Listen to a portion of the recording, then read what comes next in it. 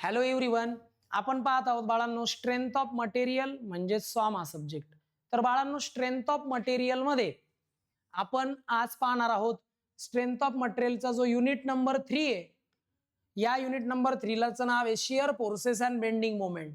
तर shear forces bending moment या unit number 3 ची जी रिव्हिजन आहे ती आपण आजच्या लेक्चरला पाहणार आहोत. ओके, तर चला तर मग बाळांनो पाहूयात रिव्हिजन फॉर युनिट नंबर 3. आता या रिव्हिजन मध्ये जर पाहिलं तर थेरॉटिकल पार्ट हा बऱ्यापैकी कमी आहे. काय काय बरं, पण सगळा थेरॉटिकल पार्ट इम्पॉर्टंट आहे, सगळा रिपीटेड आहे. म्हणून या युनिटचे सगळा थेरॉटिकल पार्ट करायचा आहे. तर त्याच्यामध्ये येतं बीम अँड इट्स टाईप. सगळ्यात पहिलं पाहणार आहोत आपण what is mean by beam.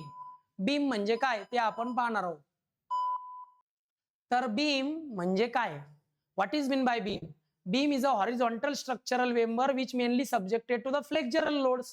Beam हा तुमच्या स्ट्रक्चरचा एक हॉरिझॉन्टल मेंबर आहे ज्याच्यावर मेनली फ्लेक्झरल लोड्स असतात, याला म्हणतो आपण बीम. पुढे स्पॅन ऑफ बीम. बीमचा स्पॅन म्हणजे काय. बीमचा स्पॅन म्हणजे the distance between the two support. बीमला दोन सपोर्ट असतात, तर बीमच्या दोन सपोर्ट मध्ये जे डिस्टन्स आहे त्याला म्हणतात span of the beam. The distance between the two support is called as span of the beam. त्यानंतर येतात टाइप्स ऑफ एंड सपोर्ट. बीमला जे एंडला सपोर्ट असतात, बीमच्या एंडला जे सपोर्ट असतात त्या सपोर्ट किती प्रकारचे असतात, त्या एंड सपोर्टचे टाइप्स किती. तर 4 वेगवेगळ्या प्रकारचे सपोर्ट पाहायला भेटतात. 4 वेगवेगळ्या प्रकारचे सपोर्ट. पहिला असतो सिंपल सपोर्ट, मग रोलर सपोर्ट, हिंज किंवा पिन सपोर्ट आणि फिक्स सपोर्ट. त्याच्यामध्ये येतो पहिला सिंपल सपोर्ट. या सपोर्ट मध्ये जनरली काय केलं जातं की तुमचा जो बीम आहे तो सपोर्टवर जस्ट फक्त ठेवला जातो. When the beam is simply kept on the support like masonry wall, column, pillar, then the support is called as simple support. जेव्हा तुमचा बीम हा सिम्पली फक्त त्या सपोर्टवर ठेवला जातो याला सिंपल सपोर्ट म्हणतात. आणि तो सपोर्ट जनरली असतो मॅसनरी वॉल, पिलर किंवा कॉलम. बर, या सिंपल सपोर्टच्या ज्या रिॲक्शन्स आहेत त्या ऑलवेज व्हर्टिकल असतात. सिंपल सपोर्टच्या रिॲक्शन ऑलवेज व्हर्टिकल असतात. तुम्ही पाहू शकता हा तुमचा बीम आहे आणि बीमच्या खाली दोन हे सिंपल सपोर्ट आहे. हे दोन्ही आहेत मॅसनरी वॉल आणि या दोन मॅसनरी वॉलवर बीम फक्त ठेवलेला आहे, याला म्हणतात सिंपल सपोर्ट. या दोन सिंपल सपोर्टच्या ज्या रिॲक्शन्स आहेत त्या ऑलवेज व्हर्टिकल असतात, ऑलवेज. ओके. सेकंड टाइप येतो रोलर सपोर्ट. मग रोलर सपोर्ट काय आहे, जेव्हा बीमच्या एका एंडला रोलर सपोर्ट प्रोव्हाइड केला जातो किंवा रोलर प्रोव्हाइड केला जातो त्याला म्हणतात रोलर सपोर्ट. बीमच्या दोन्ही बाजूला कधीही रोलर सपोर्ट प्रोव्हाइड करता येत नाही. बीमच्या एका बाजूला फक्त रोलर सपोर्ट प्रोव्हाइड करू शकतो. मग बीमच्या एका एंडला जेव्हा रोलर प्रोव्हाइड केले जातात तेव्हा त्या सपोर्टला म्हणतात रोलर सपोर्ट. रोलर सपोर्टची जी रिॲक्शन आहे ती ऑलवेज प्लेन ऑफ रोलरला परपेंडिक्युलर असते. रोलरचा जो प्लेन आहे त्याला परपेंडिक्युलर रिॲक्शन असते. रोलर सपोर्ट मध्ये जो रोलरचा प्लेन असतो त्याला रिॲक्शन ऑलवेज परपेंडिक्युलर असते. बरं, रोलर सपोर्ट मुळे ट्रान्सलेशनल मोशन होतं, म्हणजे तुमचा बीम असा मूव्ह होऊ शकतो बट रोटेशन होऊ शकत नाही. म्हणजे roller support allows translational motion but not rotational motion. Okay, तुम्ही पाहू शकता फिगर मध्ये हा तुमचा बीम आहे आणि बीमच्या या साईडला रोलर सपोर्ट आहे. रोलर सपोर्टचा हा जो प्लेन आहे ना याला म्हणतात प्लेन ऑफ रोलर. काय म्हणतात याला, प्लेन ऑफ रोलर. आणि या प्लेन ऑफ रोलरला ही रिॲक्शन ऑलवेज कशी असते, परपेंडिक्युलर. प्लेन ऑफ रोलरला ही रिॲक्शन ऑलवेज परपेंडिक्युलर असते. काय डाऊट आहे. त्यानंतर थर्ड सपोर्ट येतो हिंज सपोर्ट किंवा पिन सपोर्ट. हिंज सपोर्ट किंवा pin support. When one end of the beam is hinged, जेव्हा बीमच्या एका साईडला हिंज सपोर्ट प्रोव्हाइड केलेला असतो, म्हणजे हिंजिंग केलेलं असतं, पिनिंग केलेलं असतं, तेव्हा त्याला हिंज सपोर्ट म्हणतात. मग बीमच्या एका एंडला फक्त तुम्ही हिंज सपोर्ट प्रोव्हाइड करू शकता. बीमच्या दोन्ही एंडला हिंज सपोर्ट प्रोव्हाइड करता येत नाही. मग एका एंडला हिंज केलं किंवा पिंड केलं की त्याला म्हणतात हिंज सपोर्ट किंवा पिन सपोर्ट. बरं, हिंज सपोर्ट मुळे रोटेशनल मोशन होत नाही. Hinge support only allows rotational motion. जर मी या ठिकाणी याला पकडून धरलं तर याचं रोटेशन होईल, पण तो असा पुढे मागे होईल का? नाही. याला म्हणतात हिंज सपोर्ट किंवा पिन सपोर्ट. म्हणजे हिंज सपोर्ट मुळे ट्रान्सलेशनल मोशन होत नाही, पण रोटेशनल मोशन नक्की होतं. डोअरचे हिंजेस, आता दरवाजाचे हिंजेस माहितीये, दरवाजाच्या बिजागिऱ्या, तिथे दरवाजा असा रोटेट होतो, पण असा ट्रान्सलेट होतो का, स्लाइड होतो का? नाही. म्हणजे डोअर हिंजेस हे हिंज सपोर्टच एक एक्झाम्पल आहे. बरं, हिंज सपोर्टची रिॲक्शन ही व्हर्टिकल असते, कधी कधी इन्क्लाइंड असते. हिंज सपोर्टची रिॲक्शन व्हर्टिकलही असू शकते, इन्क्लाइंडही असू शकते. पाहू शकता तुम्ही, हा तुमचा बीम आहे आणि बीमच्या एका एंडला हिंज सपोर्ट प्रोव्हाइड केलेला आहे. हे बघा, हा हिंज सपोर्ट आहे. याची रिॲक्शन व्हर्टिकलही येऊ शकते आणि इन्क्लाइंडही येऊ शकते. चौथा सपोर्ट आहे फिक्स सपोर्ट. जेव्हा तुमच्या बीमचा एंड हा फर्मली फिक्स केला जातो, support like masonry wall, column, pillar, तेव्हा त्याला म्हणतात फिक्स सपोर्ट. म्हणजे कुठल्या तरी एखाद्या स्ट्रक्चरमध्ये बीमला डायरेक्ट फिक्स करून टाकलं.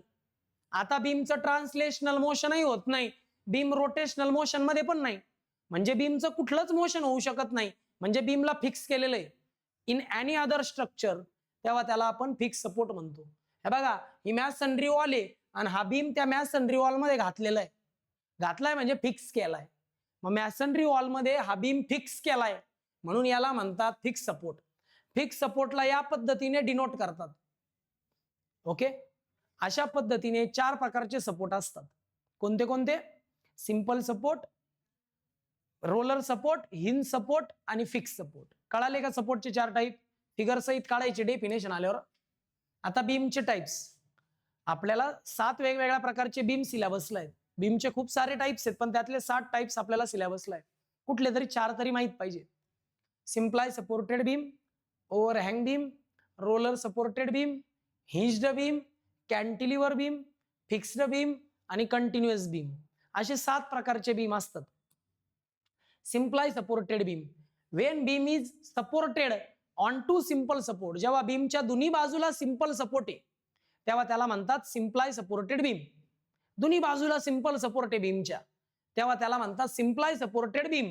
सिम्प्लाय सपोर्टेड बीमच्या दोन्ही रिॲक्शन व्हर्टिकल येणार, कारण सिंपल सपोर्टच्या रिॲक्शन ऑलवेज व्हर्टिकल असतात. तुम्ही पाहू शकता, बीम आहे आणि दोन्ही बाजूने बघा बरं, आहे का नाही सिंपल सपोर्ट, आहे की नाही? मग लक्षात ठेवा, मग जेव्हा बीमच्या दोन्ही बाजूला सिंपल सपोर्ट असतात तेव्हा त्याला सिम्प्लाय सपोर्टेड बीम म्हणतात. आणि सिम्प्लाय सपोर्टेड बीमच्या रिॲक्शन ऑलवेज व्हर्टिकल असतात. सेकंड येतो ओव्हरहँग बीम. ठीक आहे, ओव्हरहँग बीम मध्ये हा ई जरा एक्स्ट्रा झालाय. ठीक आहे, आता ओव्हरहँग बीम मध्ये a beam in which some portion of beam is extended beyond the support. कधी कधी बीमचा काही भाग सपोर्टच्या थोडासा पुढे जातो. बीमचा काही भाग हा सपोर्टच्या पुढे थोडा एक्सटेंड होतो, थोडासा पुढे वाढतो, याला म्हणतात बाळांनो ओव्हरहँग बीम. बीमचा काही पोर्शन सपोर्टच्या पुढे एक्सटेंड होतो, याला म्हणतात ओव्हरहँग बीम. तुम्ही पहा बरं, हा बीम आहे आणि हा सपोर्ट आहे, हा पण सपोर्ट आहे, सपोर्टच्या थोडासा पुढे आला की नाही बीम, हा जो एक्सटेंडेड पार्ट आहे याच्यामुळे बीमला नाव पडलं ओव्हरहँग बीम. म्हणजे एक भाग ओव्हरहँगिंग आहे, मग फक्त एका बाजूला ओव्हरहँग आहे, या बाजूला ओव्हरहँग आहे का? नाही. मग याला म्हणतात सिंगल ओव्हरहँग बीम, म्हणजे फक्त एका बाजूला ओव्हरहँगिंग पोर्शन आहे. आता बघा, ह्या बाजूला पण ओव्हरहँगिंग आहे आणि या बाजूला पण ओव्हरहँगिंग आहे, याला म्हणतात डबल ओव्हरहँग बीम. म्हणजे जेव्हा बीमचा काही पोर्शन हा सपोर्टच्या पुढे एक्सटेंड होतो तेव्हा त्याला सिंगल ओव्हरहँग बीम किंवा डबल ओव्हरहँग बीम म्हणतात. सिंगल बाजूला ओव्हरहँग आहे, सिंगल ओव्हरहँग बीम, दोन्ही बाजूला ओव्हरहँग आहे, डबल ओव्हरहँग बीम. पुढचा टाइप येतो रोलर सपोर्टेड बीम. जेव्हा बीमला एक सपोर्ट तरी रोलर सपोर्ट असतो, एक तरी रोलर सपोर्ट आहे बीमला, एक तरी, तेव्हा त्याला रोलर सपोर्टेड बीम म्हणतात. म्हणजे एक जरी सपोर्ट रोलर सपोर्ट असेल, एकच असतो जनरली, मग एक सपोर्ट जर रोलर सपोर्ट असेल तर त्याला म्हणतात roller supported beam. When beam is supported on the rollers then is called as roller supported beam. Roller supported बीमच्या ज्या रिॲक्शन्स आहेत त्या प्लेन ऑफ रोलरला परपेंडिक्युलर असतात, प्लेन ऑफ रोलरला परपेंडिक्युलर असतात. इकडे बघा, हा बीम आहे आणि इथं रोलर सपोर्ट आहे म्हणून हा झाला रोलर सपोर्टेड बीम, हा झाला रोलर सपोर्ट, हा झाला प्लेन ऑफ रोलर, आणि प्लेन ऑफ रोलरला रिॲक्शन ही परपेंडिक्युलर आहे. जर तुम्ही रोलर सपोर्ट असा तिरका गेला तर हा प्लेन ऑफ रोलर आहे आणि प्लेन ऑफ रोलरला रिॲक्शन कशी आहे? परपेंडिक्युलर.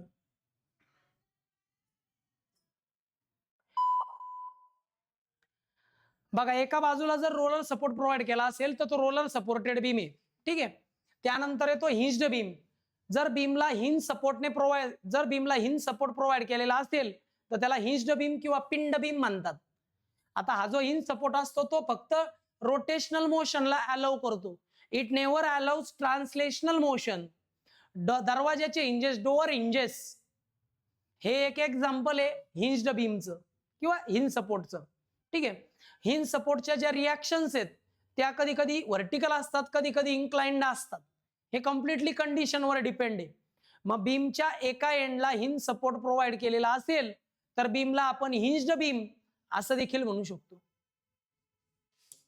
पाहू शकता हा बीम आहे आणि बीमच्या खाली हिंज सपोर्ट प्रोव्हाइड केलेला आहे.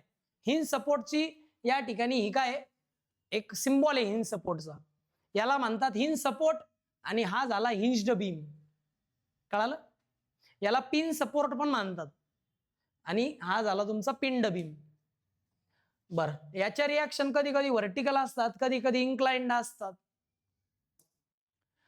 पाचवा टाइप येतो कॅन्टिलिव्हर बीम. जेव्हा बीमचा एक एंड हा फिक्स केलेला असतो आणि एक एंड कम्प्लिटली फ्री असतो. एक एंड फिक्स केलेला आहे आणि एक एंड फ्री आहे तर त्याला म्हणतात कॅन्टिलिव्हर बीम. एक एंड हा फिक्स केलेला आहे आणि एक एंड हा फ्री आहे, याला म्हणतात कॅन्टिलिव्हर बीम. एक्झाम्पल आहे आपल्या बिल्डिंगची बाल्कनी, त्या बाल्कनीचा बीम. मग बाल्कनीचा जो बीम आहे तो काय कॅन्टिलिव्हर बीम आहे की नाही, किंवा स्टीलचे ब्रॅकेट.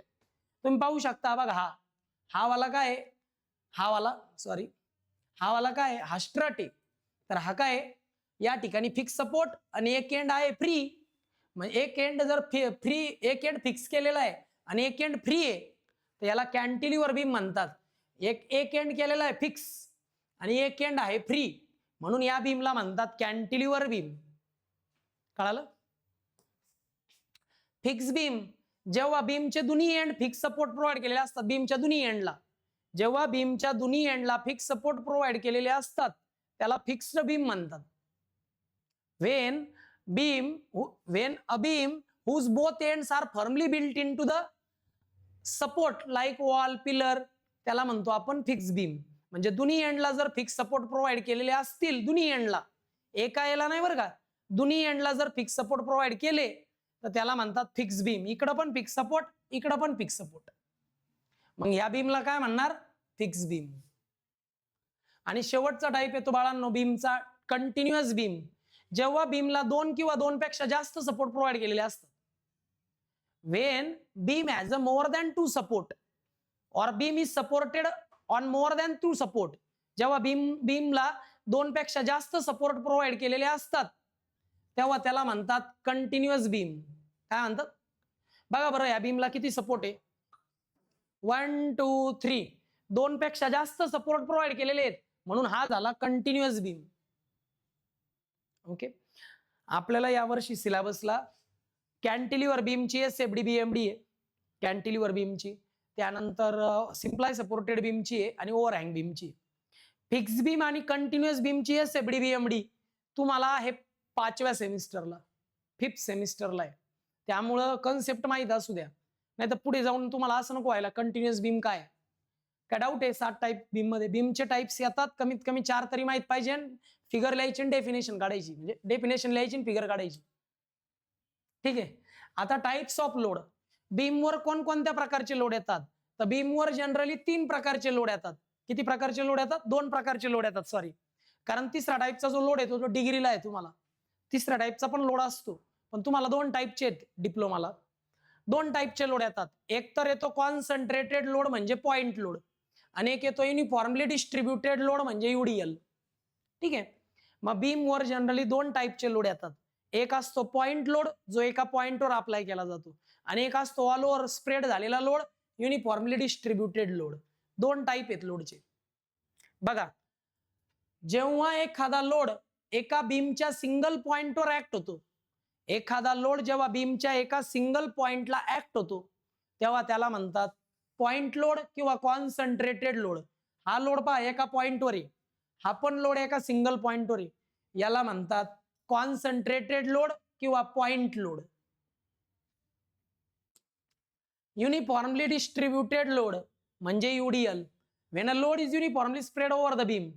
जेव्हा बीम हा तुमच्या बीमवर, जेव्हा लोड हा तुमच्या बीमवर युनिफॉर्मली स्प्रेड झालेला आहे, पसरलेला आहे युनिफॉर्मली, तेव्हा त्याला म्हणतात when load is uniformly spread over the beam for its unit length, तेव्हा त्याला म्हणतात युनिफॉर्मली डिस्ट्रीब्युटेड लोड.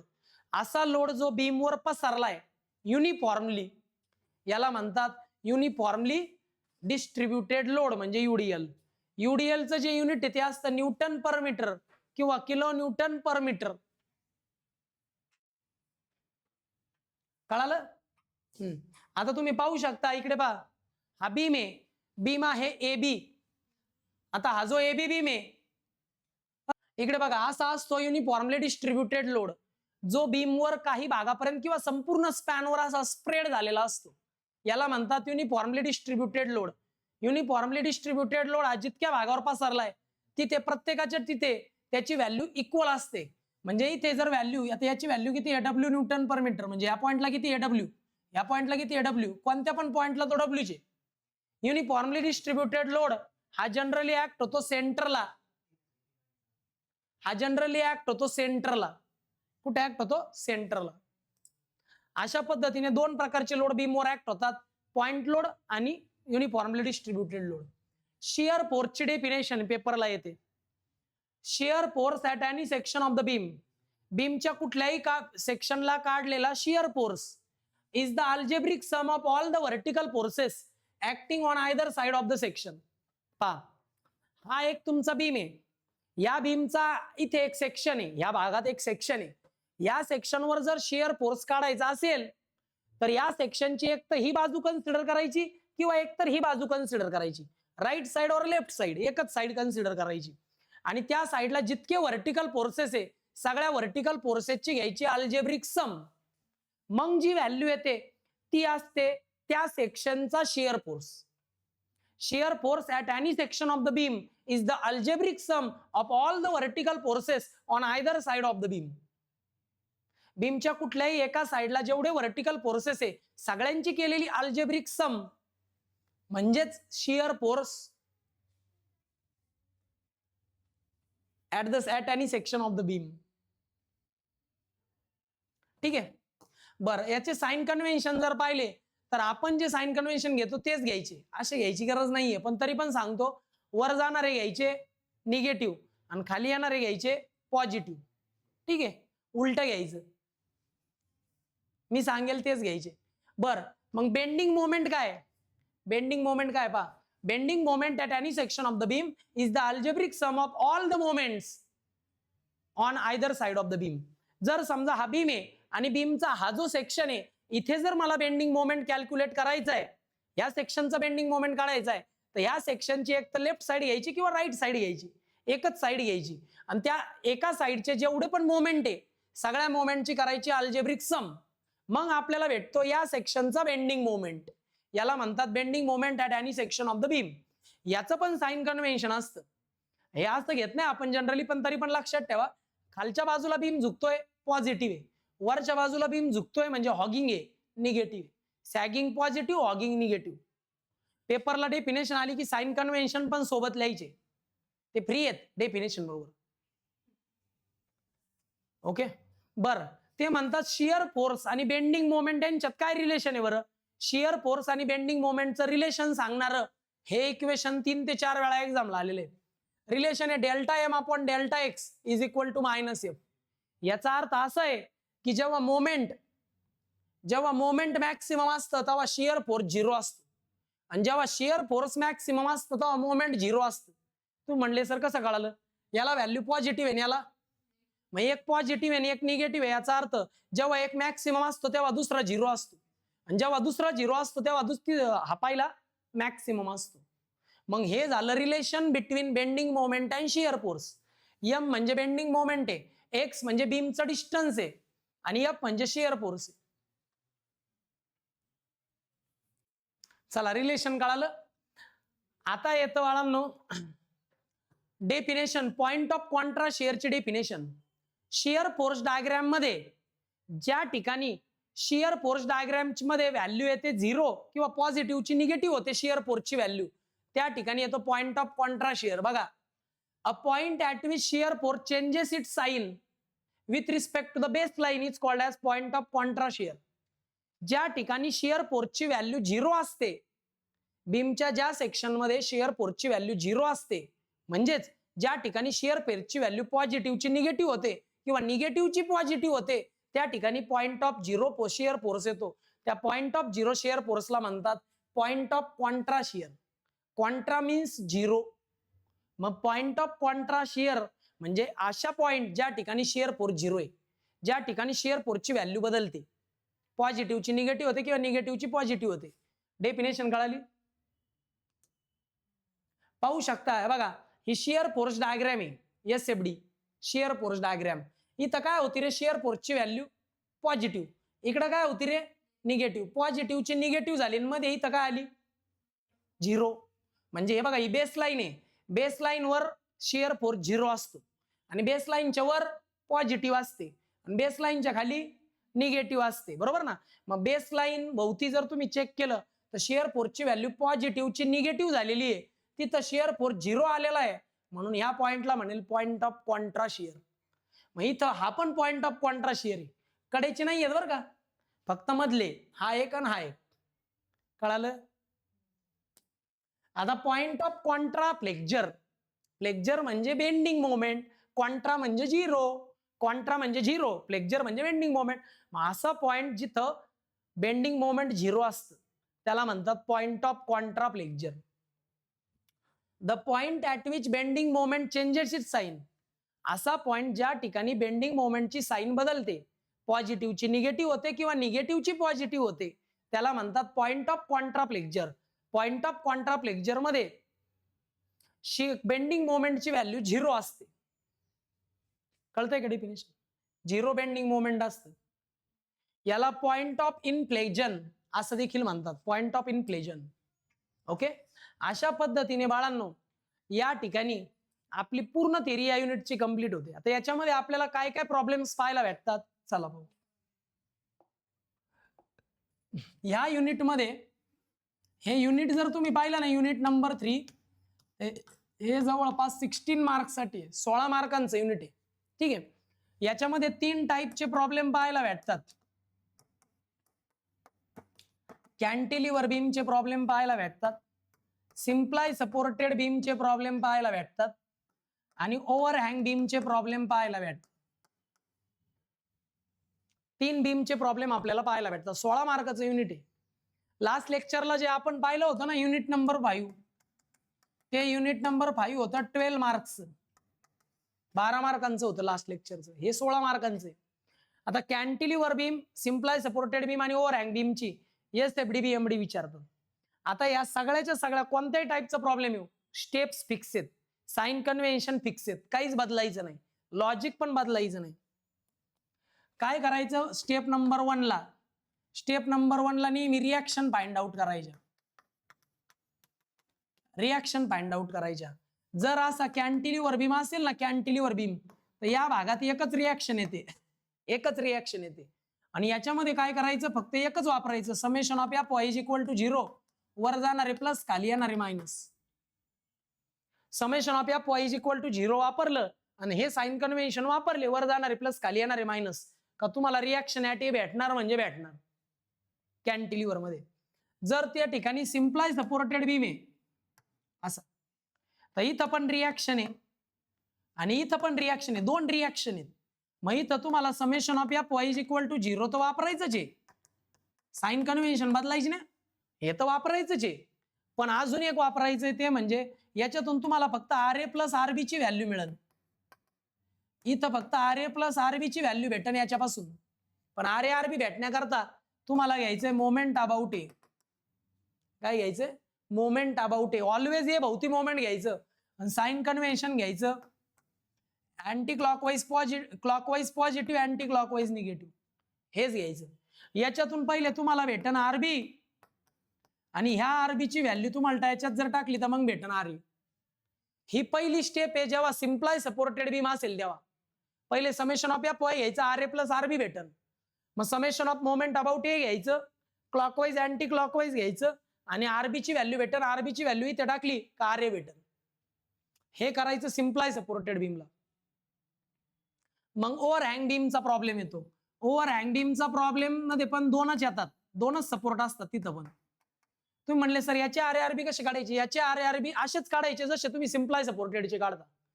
लक्षात ठेवा ओव्हरहँग बीमचे R A RB same to same तसेच काढायचे जसे तुम्ही सिम्प्लाय सपोर्टेड बीमचे काढता. ओके, म्हणजे एवढ्या पहिली स्टेप मी तिन्ही बीम करता सांगितली आहे. काय डाऊट आहे का? कॅन्टिलिव्हर मध्ये एकच रिॲक्शन येते, समेशन ऑफ एफ वाय ती येऊन जाते. आणि सिम्प्लाय सपोर्टेड मध्ये दोन रिॲक्शन येतात, दोन स्टेप घ्यायच्या. हे नाही साइन कन्व्हेन्शन चुकवायचे नाहीत. ओके, आणि ओव्हरहँग बीमचं पण सेम ह्याच पद्धतीने करायचं. पहिली स्टेप झाली का? तिन्ही बीमची पहिली स्टेप झालेली. रिव्हिजन पाहतोय तर तुम्ही सॉल्व्ह करून पहा. या कन्व्हेन्शन घेऊन भरपूर प्रॅक्टिस घेतली मी. स्टेप नंबर 2 ला काय करायचं माहिती आहे बाळांनो? शियर फोर्स डायग्राम काढायला सुरुवात करायची. Shear force diagram. Shear force डायग्रामचे साइन कन्व्हेन्शन या पॉईच्या उलटे घ्यायचे. या पॉईच्या उलटे घ्यायचे. उलटे या पॉईच्या उलटे घ्यायचे म्हणजे कसे? या पॉय मध्ये वर जाणारा प्लस आहे, आपण वर जाणारा मायनस घ्यायचा. या पॉय मध्ये खाली येणारा मायनस आहे, आपण प्लस घ्यायचा. बरं, आता कोणता बी बीम असू द्या, सिम्प्लाय सपोर्टेड ओव्हरहँग काही पण असू द्या, आपलं लॉजिक नाही बदलायचं. कोणत्या पण बीमला ही स्टेप सारखी आहे. असं करायचं. समजा सिम्प्लाय सपोर्टेड बीम आहे बरं का. आता इथं लोड आहे, इथं लोड आहे. मग प्रत्येक जेवढे पॉइंट्स असतील ना तुमच्या बीमवर, प्रत्येक पॉइंटच्या लेफ्ट हँड साईडला, राईट हँड साईडला, लेफ्ट हँड साईडला, राईट हँड साईडला असे सेक्शन मारायचे. याला जर नाव आहे ए बी सी डी तर आपण तिकडून इकडे पाहायचं, राईट साईडकडून लेफ्ट साईडकडे पाहत यायचं. ओके, मग पहिले घ्यायचं शियर फोर्स डी. डी ची राईट साईड.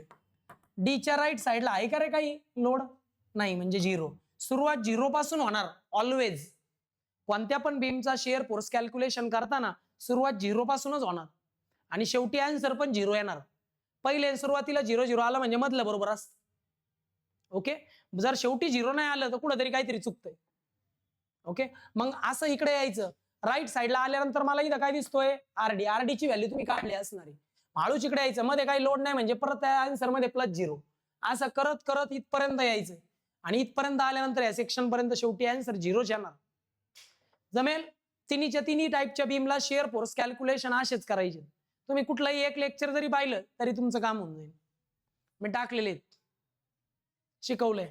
आणि शेवटची आणि तिसरी स्टेप आहे बेंडिंग मोमेंट कॅल्क्युलेशन. बेंडिंग मोमेंटचे साइन कन्व्हेन्शन हे जे दिसतंय का मोमेंट ए, याच्या उलटे घ्यायचे. इथं क्लॉकवाईज पॉझिटिव्ह आहे, आपण निगेटिव्ह घ्यायचं. इथं अँटी क्लॉकवाईज निगेटिव्ह आहे, आपण पॉझिटिव्ह घ्यायचं.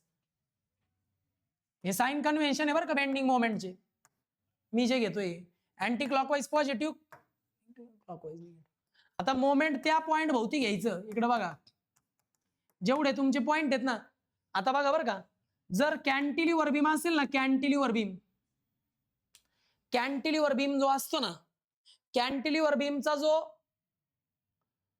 हाय एंड आहे ना, फिक्स एंड, इथे इकडे लक्ष द्या. कॅन्टिलिव्हर बीम मध्ये हा जो फ्री एंड आहे, इथं मोमेंट 0 असतं बरं का. फ्री एंडला कॅन्टिलिव्हर बीम मध्ये फ्री एंडला मोमेंट काढायचं नाही, कारण तिथं मोमेंट 0 असतं. सिम्प्लाय सपोर्टेड बीम मध्ये जे कडेचे 2 पॉइंट आहेत ना, कडेचे 2 पॉइंट जिथं सिंपल सपोर्ट आहे तिथं मोमेंट 0 असतं. ओके, आणि ओव्हरहँग बीम जेव्हा येतो ना, ओव्हरहँग बीम, तेव्हा हा जो पॉइंट आहे फक्त याच्याच भोवती मोमेंट 0 आहे, याच्या भोवती मोमेंट 0 नाही, कारण हा शेवटचा पॉइंट नाही. मग हा जो फ्री एंड आहे इथं मोमेंट 0 येणार ह्या 2 पॉइंटला. बाकी सगळ्या ठिकाणी मोमेंट काढायचंय. मोमेंट काढताना तुम्हाला शिकवलंय मी, कर्कडकचं टोकीचं ठेवा, पेन्सिलचं टोकीचं ठेवा, एरोच्या डायरेक्शनने पेन्सिल फिरवा. हे फिरतंय अँटी क्लॉकवाईज, मग अँटी क्लॉकवाईज काय पॉझिटिव्ह, मग याची व्हॅल्यू घ्यायची, या दोघांमधलं डिस्टन्सने मल्टिप्लाय करायचं. असं करून तुम्हाला बेंडिंग मोमेंट कॅल्क्युलेशन करायचे. जमेल? अशा पद्धतीने जे काही तुमचे कॅल्क्युलेशन येतील त्यानुसार शियर फोर्स डायग्राम आणि बेंडिंग मोमेंट डायग्राम काढायची. आता काही छोटे मोठे ऑब्झर्वेशन सांगतो, तुम्हाला कळतं ना मी काय शिकवतो. कॅन्टिलिव्हर बीमचा प्रॉब्लेम, 3 प्रॉब्लेम आहेत ना आपल्याला. इकडे पहा, हे एक आणि हे एक. मला जर विचाराल सर तिन्ही टाईपचे प्रॉब्लेम एक्झामला येणार म्हणजे येणारच. आल्यानंतर एक टाईपचा प्रॉब्लेम वॉरला जाणार आहे. मी म्हणेल ओव्हर हँग बीमचा प्रॉब्लेम वॉरला टाका. का? कारण ओव्हर हँग बीमचा जो प्रॉब्लेम असतो त्याच्यात एसएफडी मध्ये येतो पॉइंट ऑफ कॉन्ट्रा शिअर. जर पॉइंट ऑफ कॉन्ट्रा शिअर आला तर पॉइंट ऑफ कॉन्ट्रा शिअरची लेंथ काढावी लागते, डिस्टन्स काढावं लागतं. पॉइंट ऑफ कॉन्ट्रा शिअर येतो, त्यानंतर पॉइंट ऑफ कॉन्ट्रा फ्लेक्चर पण येतो याच्यात, तो पण फाइंड आउट करावा लागतो. त्यामुळे आपला वेळ वाढतो, टायमिंग वाढतो, मार्क तेवढेच असतात. पॉइंट ऑफ कॉन्ट्रा शिअर आणि पॉइंट ऑफ कॉन्ट्रा फ्लेक्चर दोन्ही पण येते याच्यात. मग येतो सिम्प्लाय सपोर्टेड बीम. याच्यामध्ये point of Contra share generally येत नाही, पण पॉइंट ऑफ कॉन्ट्रा फ्लेक्चर येतोच. याच्यात म्हणजे येतोच याच्यात नाही, सॉरी उलट झालं. याच्यात पॉइंट ऑफ कॉन्ट्रा शेअर येतो, पॉइंट ऑफ कॉन्ट्रा शेअर यात येतोच, पण पॉइंट ऑफ कॉन्ट्रा फ्लेक्चर नाही येत याच्यात. कपल आल्याशिवाय पॉइंट ऑफ कॉन्ट्रा फ्लेक्चर यामध्ये येत नाही. आणि कॅन्टिलिव्हर मध्ये पॉइंट ऑफ कॉन्ट्रा शेअरही येत नाही, पॉइंट ऑफ कॉन्ट्रा फ्लेक्चरही येत नाही. त्यामुळं पहिले तिघांपैकी कुठला प्रॉब्लेम दिसला तर पहिले हा सोडवायचा, मग या दोघांपैकी एक सोडवायची वेळ आली मग हा सोडवायचा. आणि जर समजा तुम्हाला कुठेतरी कन्फ्युजन होते पॉइंट ऑफ कॉन्ट्रा शेअर आणि फ्लेक्चर काढताना, तर कॉन्ट्रा शेअर आणि फ्लेक्चरच्या व्हॅल्यू 1-1 मार्काच्या असतात, त्या काढायच्याच नाही. बाकीचे 3 स्टेप तर नीट करता येतील ना. रिॲक्शन काढणे, एसएफडी बीएमडी कॅल्क्युलेशन करून एसएफडी बीएमडी काढणे, एवढं जरी परफेक्ट केलं तरी मार्क मिळतील. असं नाही की पॉइंट ऑफ कॉन्ट्रा शेअर आणि फ्लेक्चर काढलंच पाहिजे, वेळ जातो 1 मार्का करता. एवढंच सांगितलं. काय येत असेल तर काढू शकता. अशा पद्धतीने या युनिटमध्ये 16 मार्कांसाठी हे युनिट आहे. तुम्हाला कमीत कमी 4 प्रॉब्लेम सोडवायचे. माझ्या अंदाजानुसार एक प्रॉब्लेम तरी कॅन्टिलिव्हरचा येणार, 2 प्रॉब्लेम तुम्हाला सिम्प्लाय सपोर्टेडचे येणार आणि एक प्रॉब्लेम ओव्हर हँगचा येईल, किंवा 2 प्रॉब्लेम कॅन्टिलिव्हर, 2 प्रॉब्लेम सिम्प्लाय सपोर्टेड आणि एक प्रॉब्लेम ओव्हर हँगचा. ओव्हर हँगचा एकच प्रॉब्लेम येणार आणि तो आल्यावर ऑरला निघून जाईल. पण जर ओव्हर हँगचा प्रॉब्लेम सोडवायची वेळ आली तर सेम तसाच सोडवायचा जसा तुम्ही सिम्प्लाय सपोर्टेडचा सोडवताय, पण लॉजिक बदलायचं नाही. ओके, आज या ठिकाणी आपण युनिट नंबर 3 ची रिव्हिजन थांबवतोय. नेक्स्ट लेक्चरला नेक्स्ट युनिटची रिव्हिजन पाहूया. Okay, bye students.